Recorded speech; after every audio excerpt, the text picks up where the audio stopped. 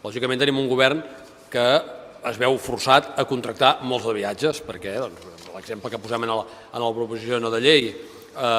tots els desplaçaments d'esportistes, federacions, clubs,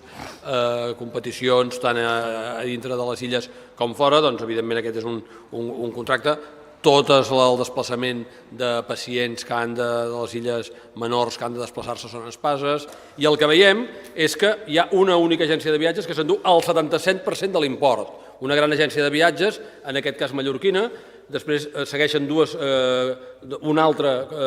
agència de viatges mallorquina, gran, després de Viajes del Corte Inglés, un 9%, i el 2% és per la resta de petites agències de les Illes Balears, la qual cosa demostra que no només el model de contractació, sinó els criteris d'adjudicació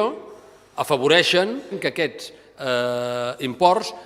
s'acumulin per part de grans empreses. I en canvi també hem estudiat, per exemple, com es distribueixen tots els doblers que l'IB Salut gasta en un any i es veu com queda molt més distribuït entre diferents empreses. Al final aquí el que estem demanant és un compromís de l'administració i de tots aquells que redacten plecs de condicions